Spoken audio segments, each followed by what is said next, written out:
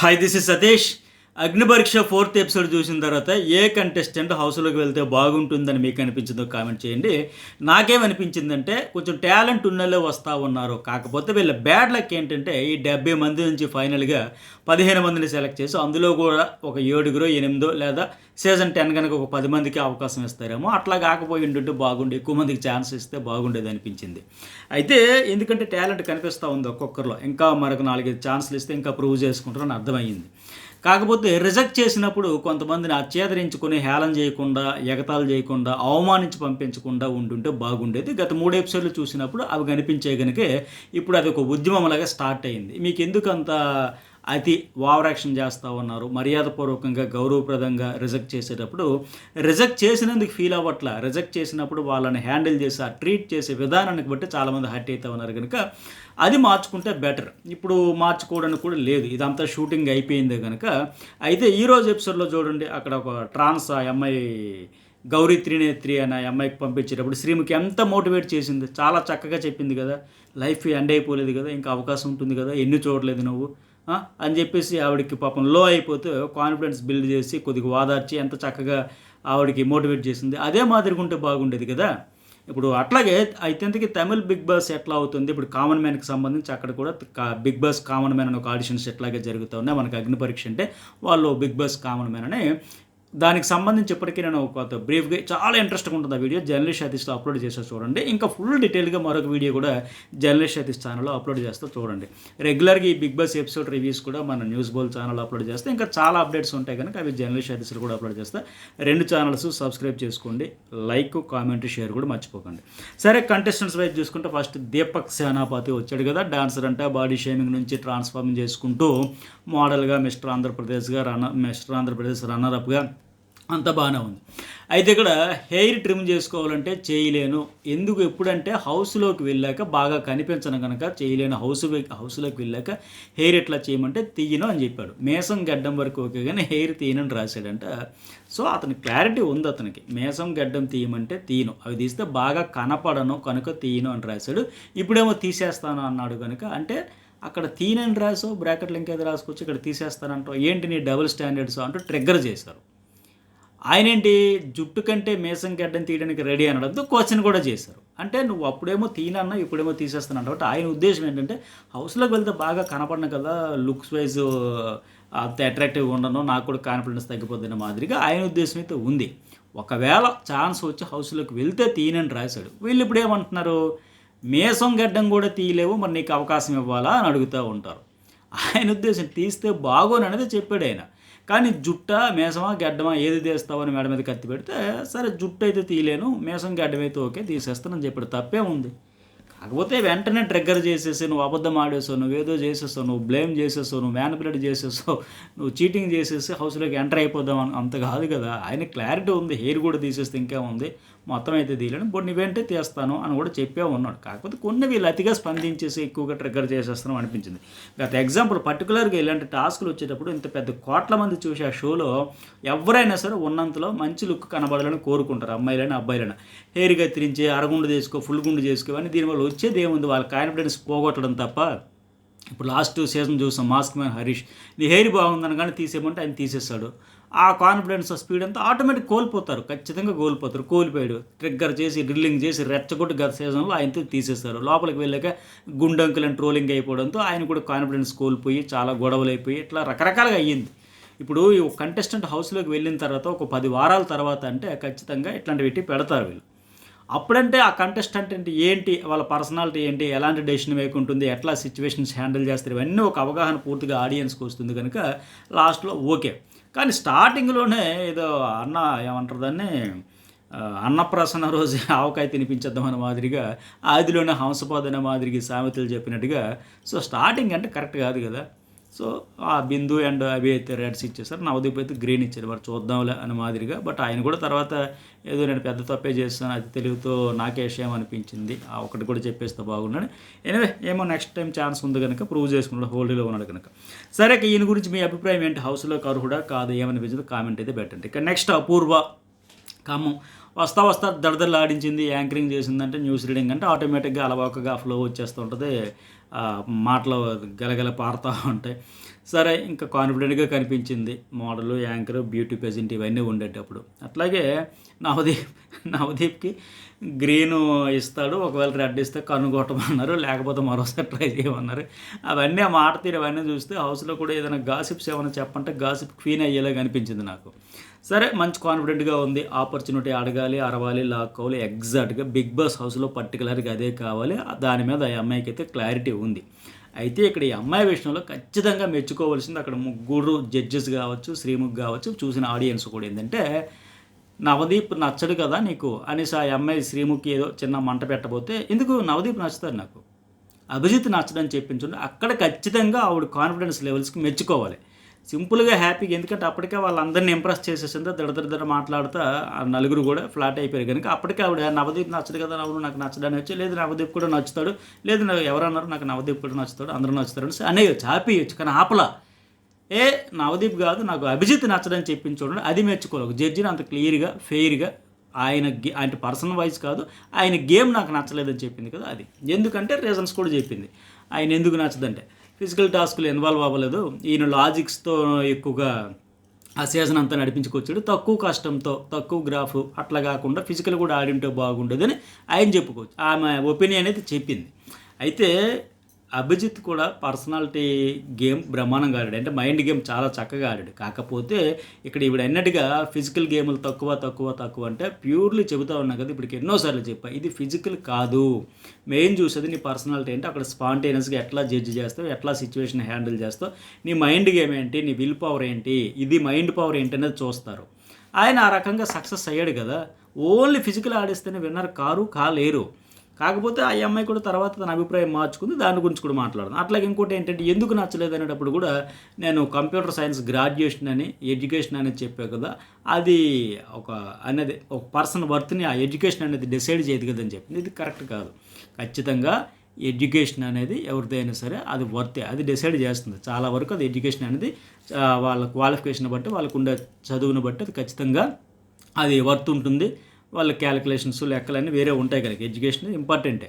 అయితే ఈ అమ్మాయి ఏం చెబుతా ఉందంటే, ఇక్కడ బిగ్ బాస్ హౌస్లోకి వచ్చిన తర్వాత నేను డిగ్రీ చదివాను, నేను పీజీ చేశాను, నేను పీహెచ్డీ చేశాను, నేను డాక్టరు, నువ్వు జస్ట్ 10th క్లాస్, ఇవన్నీ కుదరవు కదా, ఇక్కడ అందరూ ఈక్వల్ అని చూడండి, అది కరెక్ట్ పాయింట్. హౌస్లోకి వచ్చిన తర్వాత డాక్టర్ చదివి వచ్చినా, ఇంజనీర్ చేసి వచ్చినా, 10th క్లాస్ చదివి వచ్చినా, అసలు ఏమీ చదవకుండా వచ్చినా, 3వ తరగతి అందరూ ఒకటే, ఈక్వలే. సో ఆ విషయంలో నాకు నచ్చలేదు అని చెబుతుంది ఆవిడ, అది కరెక్ట్.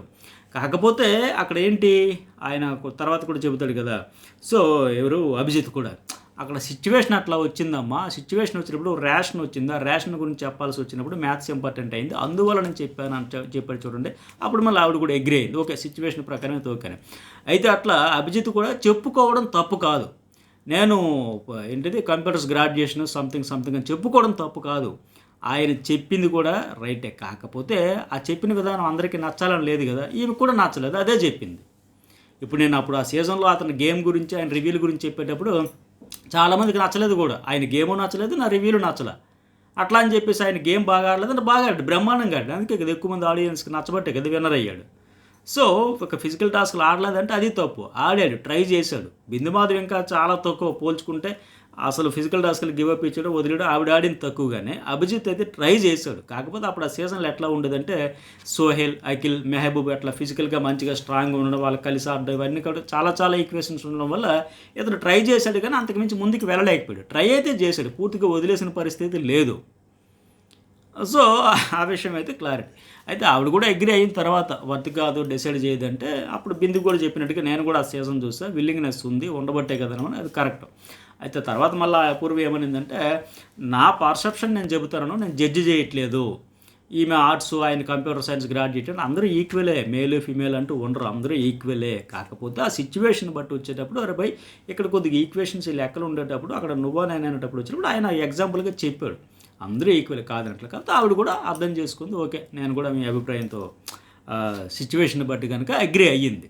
అయితే బిందు అన్నట్టుగా మీ థాట్ ప్రాసెస్ కూడా బాగాలేదు అంటే అది కూడా మార్చుకుంటా ఓకే అనింది, ఓకే అని. ఎందుకంటే ఇక్కడ ఆ పేట్రియార్క్ లేని ప్లేస్ బిగ్ బాస్ హౌస్ అనేది కదా, ఎందుకంటే మా ఇంట్లో కూడా క్లీన్ చేయాలన్నా, బౌల్స్ కడగాలన్నా, అన్నీ చేయాలన్నా సరే మా తమ్ముడు చేయకూడదు, నేనే చేయాలి, ఆ మగవాడు కూర్చోవడం, ఆడవాళ్ళు పనిచేయడం, అంతా జనరలైజ్ చేసి చెప్పింది, అది కరెక్టే.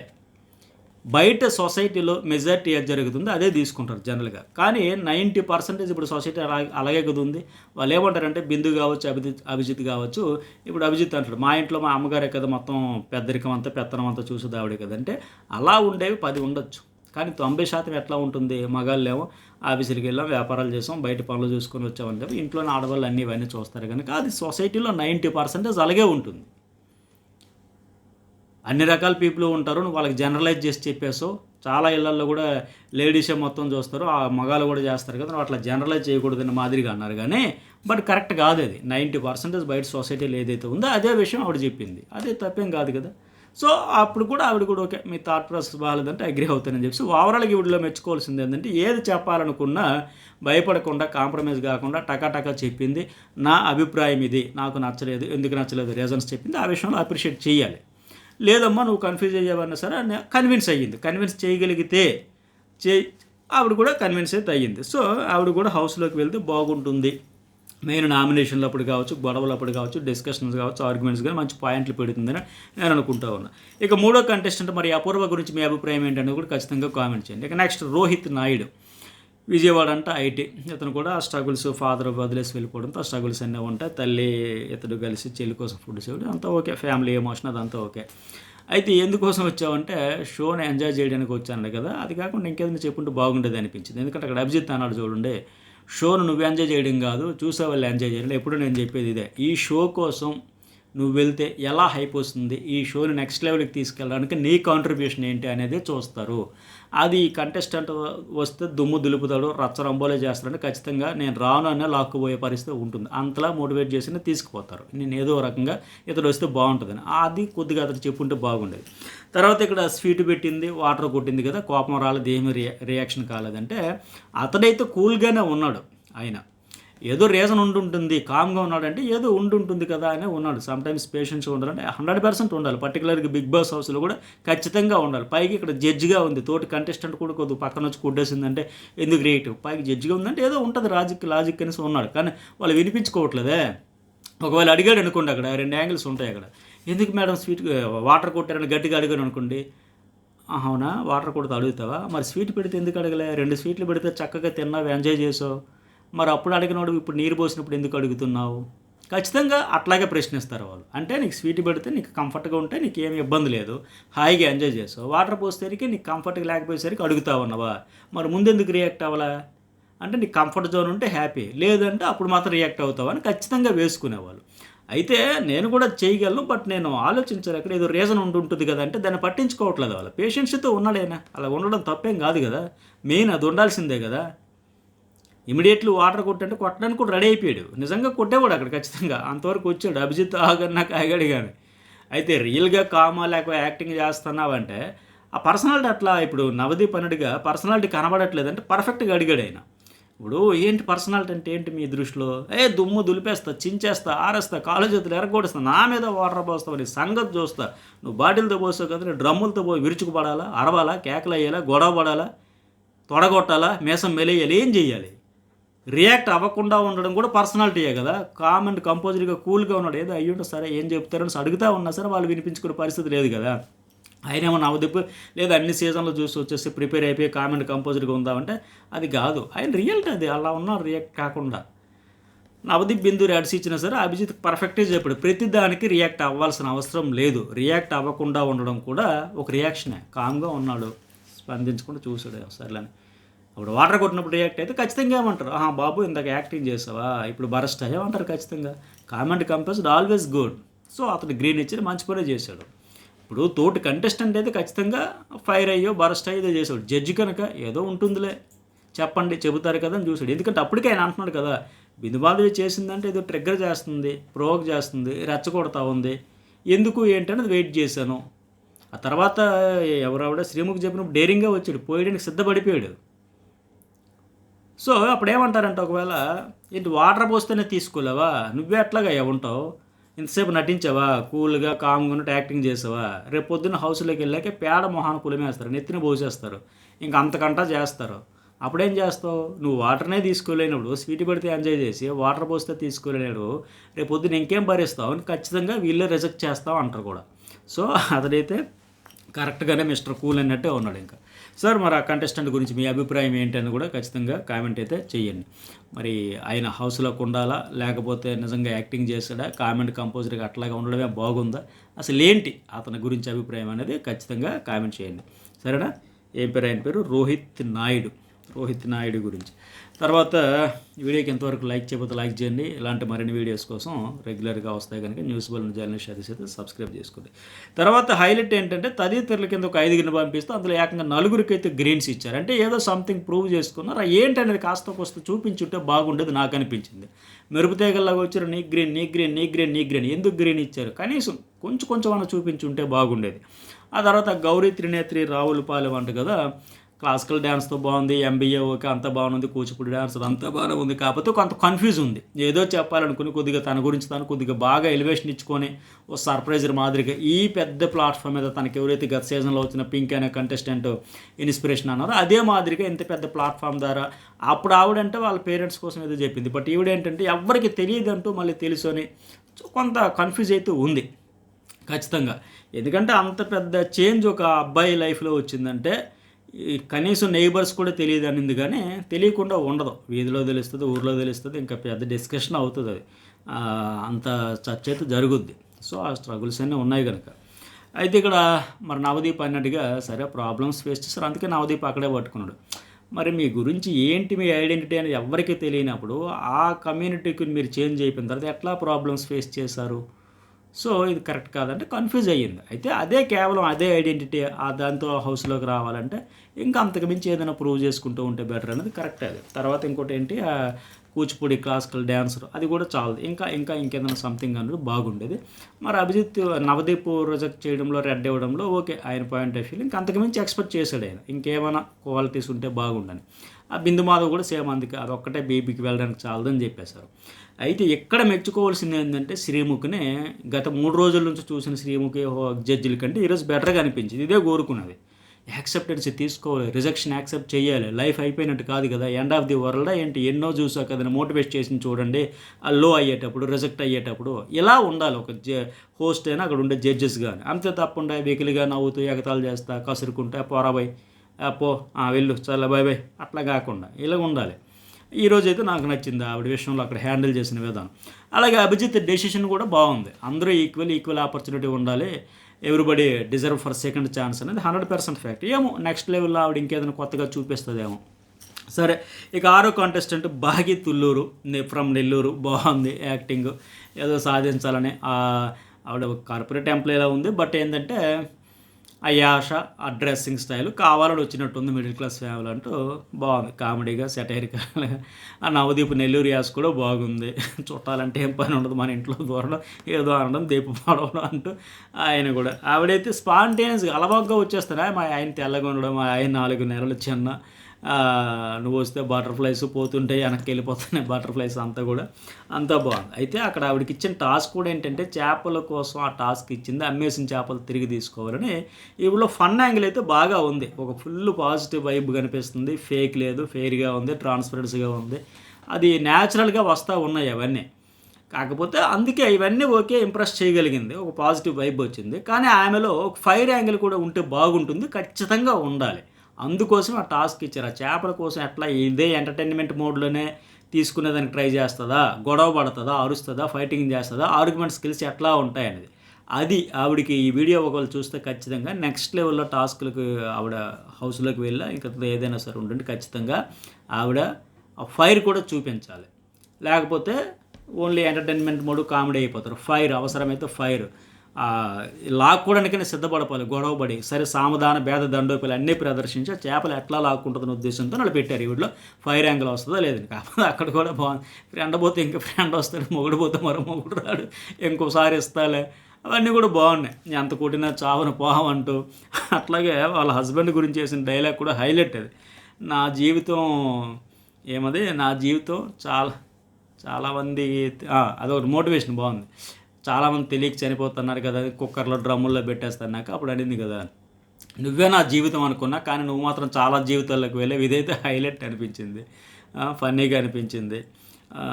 నువ్వే నా ప్రపంచం అంటూ భర్త గురించి చెప్పడం అంతా బాగుంది. చావో బతుక నీతో నేను. మొత్తానికి అభి చెప్పినట్టుగా జెన్యూన్ స్వీట్ పర్సన్ అనిపించింది. లవబుల్, ఫేక్ లేదు, పాజిటివిటీ ఉంది, గ్రీన్ ఉంది. ఆవిడ కూడా ఖచ్చితంగా ఉంటే బాగుంటుంది. ఎందుకంటే బిందు కూడా చాలా జెన్యూన్ ఎంటర్టైన్ చేస్తుంటే గ్రీన్ ఇచ్చేసి నవదీప్ కూడా మంచి పనే చేశాడు. ఆయన కూడా ఇస్తారులే అని అక్కడ కూడా మళ్ళీ స్పాంటేనియస్గా ఇస్తారులే మా ఆయన కదా ఇచ్చేస్తారులే అంటే అయితే అక్కడ ఉండాల్సిన దానివే, కానీ ఫైట్ చేసి ఇంకా సత్తా తేల్చుకుని హౌస్లోకి రావాలని ఆవిడకి 2 సార్లు క్లియర్గా జడ్జెస్ అయితే హింట్ ఇచ్చారు, అవకాశం ఇచ్చారు. ఆవిడలో ఉన్న ఫైర్ కూడా బయటపడాలి అని. ఆ చేపలు అమ్మేటప్పుడు ఫన్ యాంగిల్తో కాకుండా ఫైర్ వస్తుంది అనుకుంటే అక్కడ రాలే. మళ్ళీ ఇక్కడ నవదీప్ కూడా డిస్కషన్ చేసి కూడా ఎంతమంది మీరు అబ్జర్వ్ చేశారో చెప్పండి. డిస్కషన్ చేసి ఇచ్చేస్తే ఇంకా బిందాస్ అయిపోతుంది, రిలాక్స్ అయిపోతుంది. బట్ ఈవిడలోంచి ఆ ఫైర్ రావాలనే ఉద్దేశంతో అతను కూడా మీరు తేల్చుకోవాలి, సత్తా చూపుకొని హౌస్లోకి రావాలి. అతనికైతే మనస్ఫూర్తిగా ఇచ్చేయాలని ఉంది, కానీ ఆవిడలో ఉన్న ఇంకొక యాంగిల్ చూడాలి అనే ఉద్దేశంతో నాకు వెళ్తే కూడా మీ నలుగురికి సంబంధాలు చూడమంటారా, అది కూడా బాగుంది. మరి మీకేమనిపించదు ఓవరాల్గా ఎపిసోడ్ రివ్యూ గురించి, అట్లాగే ఎపిసోడ్ గురించి కామెంట్ చేయండి. మరి తమిళ్ బిగ్ బాస్ అగ్ని పరీక్ష ఎట్లా జరుగుతుంది, ఇక్కడికి ఉన్న తేడా ఫుల్ డీటెయిల్గా వీడియో కావాలనుకుంటే జర్నలిస్ట్ సర్వీస్లో వీడియో అప్లోడ్ చేస్తా, చూడండి. మీ అభిప్రాయం కూడా కామెంట్ అయితే చేయండి.